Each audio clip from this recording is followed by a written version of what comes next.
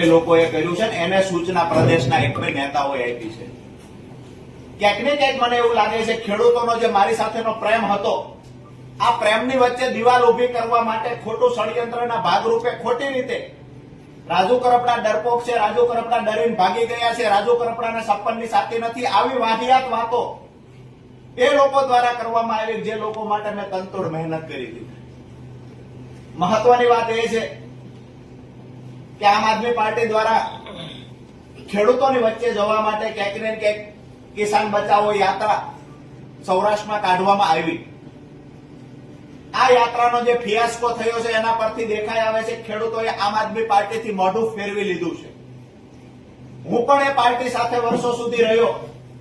વાસ્તવિકતા મેં પણ ખૂબ નજીકથી જાણી ખરેખર ખેડૂતોના નામે રાજનીતિ કેવી રીતે થઈ રહી છે, ખેડૂતોના નામે ક્યાંક ને ક્યાંક રાજકીય રોટલાઓ શેકાઈ રહ્યા છે.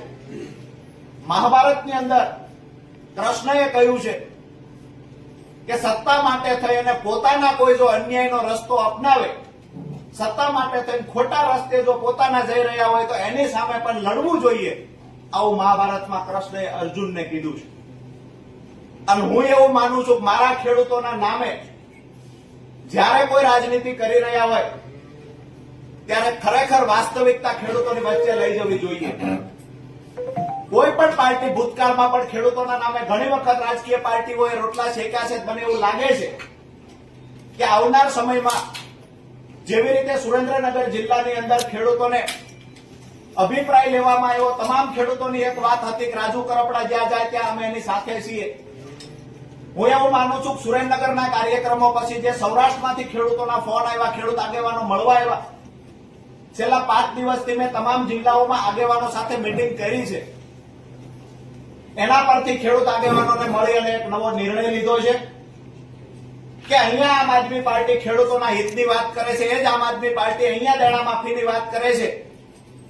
હું માનું છું ગુજરાતના ખેડૂતોના દેણા માફ થવા જોઈએ. સત્તામાં બેઠેલી ભાજપને પણ સંદેશ આપીએ છીએ ખરેખર ખેડૂતોના હિતમાં નિર્ણય લેવાવો જ જોઈએ. પણ આમ આદમી પાર્ટી અહીંયા દેણા માફ કરવાની વાત કરે છે તો પંજાબની અંદર શા માટે દેણું માફ થતું નથી? ગુજરાતમાં દેણા માફીની વાત છે. દેશના સૌથી વધારે જો ખેડૂતો પર દેવું હોય તો પંજાબમાં છે. બીજી વાત કે ચાવવાના અને દેખાડવાના જુદા જુદા હોય, આવું ના હોઈ શકે. પંજાબની અંદર શંભુ બોર્ડર પર કેન્દ્ર સરકારની સામે એમએસપીના મુદ્દે 13 મહિનાથી જે ખેડૂતો આંદોલન કરી રહ્યા હતા, રાત્રે એમની પર પંજાબ પોલીસ દ્વારા હુમલો કરવામાં આવ્યો, તંબુ તોડી નાખવામાં આવ્યા, દંડા મારવામાં આવ્યા, 700 થી વધારે ખેડૂતોને પૂરી દેવામાં આવ્યા જેલમાં. તો આમ આદમી પાર્ટીની સરકાર છે ત્યાં અહીંયા એમએસપી ની વાતો કરવામાં આવે છે, ત્યાં એમએસપી મુદ્દે લડી રહેલા લોકો પર અત્યાચાર શા માટે?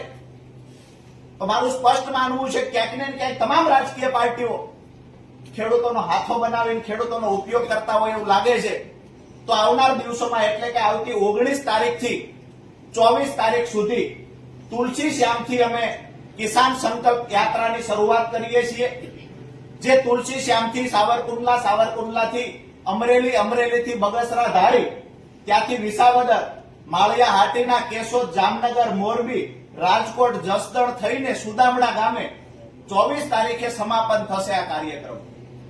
આ કાર્યક્રમ દરમિયાન ખરેખર ખેડૂતો માટે શું કરવું જોઈએ, ખેડૂતોના પડતર પ્રશ્નોનું નિરાકરણ કેવી રીતે લાવી શકાય, આગામી દિવસોમાં કોઈ પાર્ટી સાથે જોડાવું કે પછી ખેડૂતો માટે અલગ જ રણનીતિ તૈયાર કરીને અલગ રીતે મોરચો ખોલવો, આ તમામ બાબતે ચર્ચાઓ થશે, તમામ બાબતોના નિર્ણયો લેવાશે.